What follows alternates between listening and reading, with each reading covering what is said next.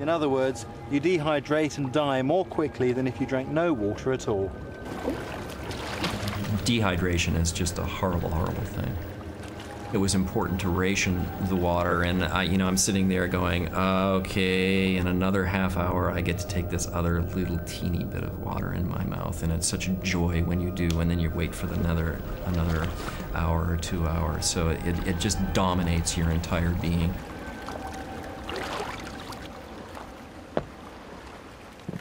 But there are a couple of pieces of modern equipment that can help you turn seawater into fresh water. This is a solar still. What we've got here is a ring section that helps it float and a condenser section, both of which need inflating. Through this tube here, you fill the central portion with seawater. Then under the action of the sun, that condenses as fresh water here, runs down on the inside of this part and is collected through this little tube here into that bag. This is another handy piece of equipment. It's called a reverse osmosis pump. And what this does is it removes the salt from the seawater. In here I've got salt water, and this tube Jerry's holding there, well, that's where the fresh water comes out of. And this is how it operates. And you can see though that you don't get very much water for quite a lot of pumping. So one tip is to do this pumping in the evening when you sweat less. Otherwise you may use up more water than you get back from it. But these pumps hadn't been invented 20 years ago. All Steve had with him were solar stills, which were proving unreliable at first. The problem was that the waves would come by and take the solar still out to the end of its tether and snap it, which would fling the salt water into the fresh distillate, and I would end up with just salt water rather than fresh. Finding food wasn't a problem. There was no shortage of fish attracted by barnacles growing on the bottom of the raft. But catching them was a different matter. Despite having a spear gun, it took Steve nearly 2 weeks to break his duck.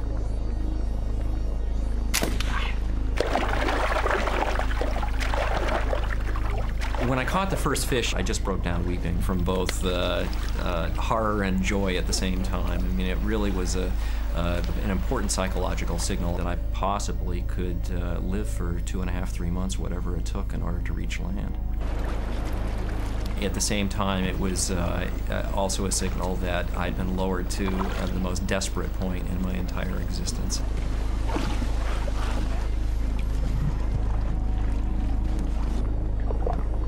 Later that same day, Steve managed to spear a dorado, a fish that would provide his staple diet for the next 9 weeks. The dorado actually were an incredibly tasty fish to begin with. We pay good money for them in restaurants, and I wrote in my log that it was like being in this dungeon being thrown a filet mignon every few days. The interesting thing to me was that those parts of the fish that normally I would think of as being incredibly disgusting were things that I actually looked forward to eating. They tasted the best to me. I mean, there was nothing better to me than a fresh fish eye, which, young kids love to hear about, eating fresh fish eyes, because they think it just sounds so horrible. But for me, they were nuggets of almost pure fluid. And so that was a real kind of revelation that your body almost seems to know what it needs.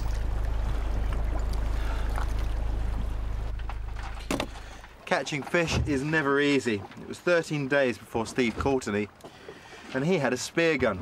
But even if you don't have a spear gun, there are some things you can do. One of the most obvious is to take a paddle like this and attach something sharp to the end of it to turn it into a spear. I lashed this knife on it earlier, and now I've got a handy harpoon.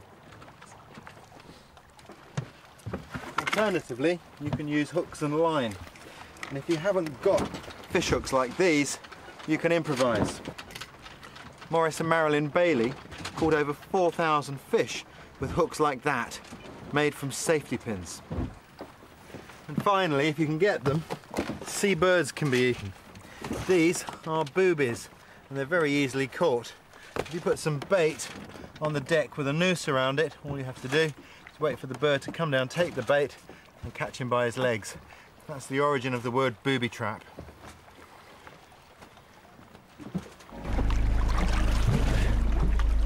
I think after I was in the raft about 2 weeks or thereabouts, I really began looking at myself as kind of an aquatic caveman, someone who, if I was inventive and lucky enough, could live for an indefinite period of time out there. And once I entered that next stage, it was like, well, eventually I will make it out of here. Steve was being carried across the Atlantic by the North Equatorial Current, and he knew from the charts in Dougal Robertson's book that he was south of this main transatlantic shipping route. So the best chance of being spotted wouldn't come till he was here, where ships passing from New York to the Cape crossed his route. But on the 14th night, he saw his first of several lone ships. Hey! It looked like it was coming to pick me up. So I kept firing up flares and swinging water and having a gay old time, but the ship just kept steaming on. Obviously hadn't seen me at all. I was very angry with myself because I'd counted on being rescued before the rescue was actually there. It was a good wake-up call for me, and I knew that I was probably making a lot of mistakes. And I made it a point to repeat to myself over and over again, you're only doing the best you can, that's all you can do. And that was important for me to kind of remind myself of that, forgive myself. Even after he had established a routine, Steve could never relax.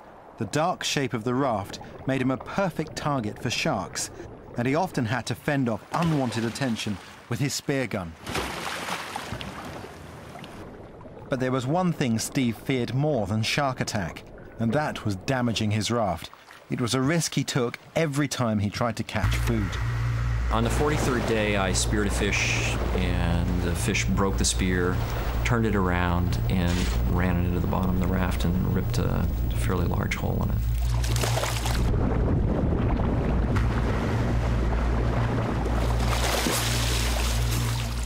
I knew I was in really big trouble then. This is how you repair a rip like that. You have to improvise some sort of bung to put in there. I've got a cork here. Of course, the gash Steve repaired was much larger than this, and he didn't have a cork. He had to improvise with bits of foam. Once you've got that in there, you need to gather the material around the bung and lash it in place with some fishing line or any sort of string that you can improvise. Got a bit of whipping twine here. When you think that I'm doing this in ideal circumstances, Steve, well, he was tired, wet, scared, and the gash was in a really awkward place. It didn't matter how tightly I tied that lashing. Whenever I inflated the bottom tube, it would try to stretch the mouth out again, and the plug that I had inside of it would just basically fall out.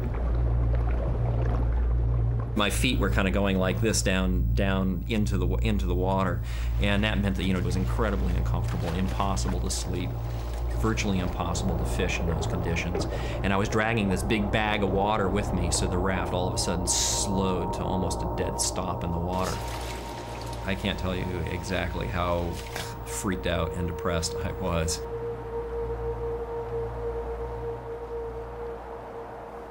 Steve faced 10 days of the same grueling routine.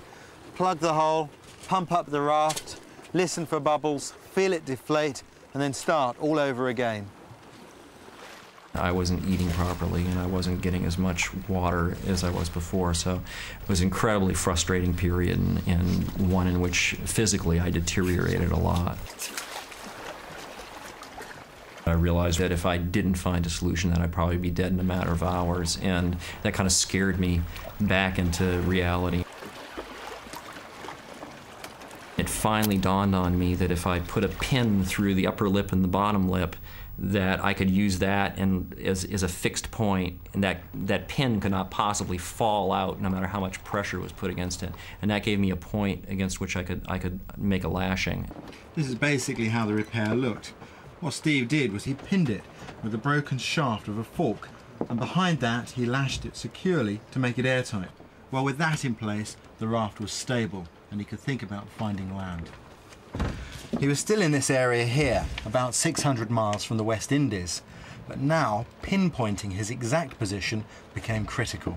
If this is the West, with the United States sort of over here and the West Indies kind of come up and then bend westward, and the Bahamas off of Florida, and England is over here, you have a general circulation of the North Atlantic of winds and currents that go kind of like this.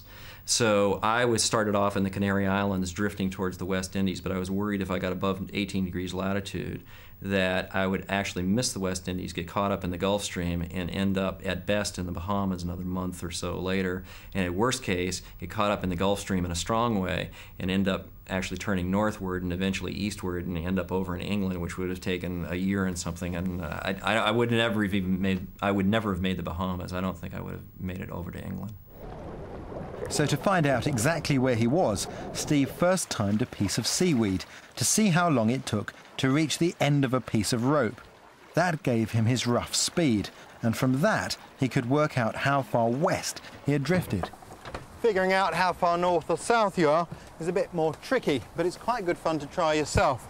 What you have to do is improvise a sort of a sextant, and this is how Steve did it. He took 3 pencils like this and connected them together into a triangle using elastic bands. The way we use this sextant is to measure the angle between the horizon and the North Star at night. We do that by sighting along first this pencil and then this one, adjusting it as we need to. The angle that we get here corresponds to our latitude. I'll explain why. If I was standing on the Earth here at the North Pole, I'd find the pole star directly above me at 90 degrees. If I was standing on the equator, I'd find it just on the horizon at 0 degrees. So whatever that angle that we read here, that will correspond to our latitude. In Steve's case, he was hovering on or about the line of 17 degrees north, which would bring him into the Leeward Islands somewhere around here. 2 months after sinking, Steve had easily passed Dougal Robertson's 38 days, and what he'd achieved was remarkable. He'd organised food and water, overcome shark attacks and the leak in the raft, and was able to establish where he was, having covered 1,400 miles. But you're not a survivor until you've reached land and returned to full health. And in the 75th night, I finally started seeing the loom of a lighthouse, and as soon as I saw that, I had a whopping party, which for me was to drink a pint of water. I was so delighted. I mean, yet I didn't want to believe that I was saved until I was actually on a beach on solid ground. Steve was finally rescued by local fishermen the next morning. He'd lost 1/3 of his body weight, but at least he was still alive.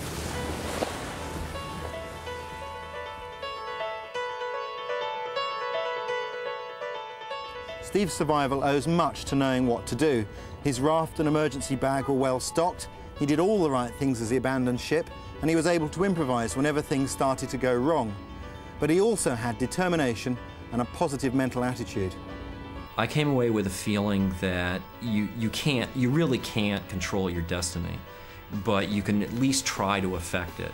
And if you're in an unpleasant situation, you can just do the best you can in order to affect a positive outcome. If that doesn't work, try it again. And if you're lucky enough, then you'll get through the situation.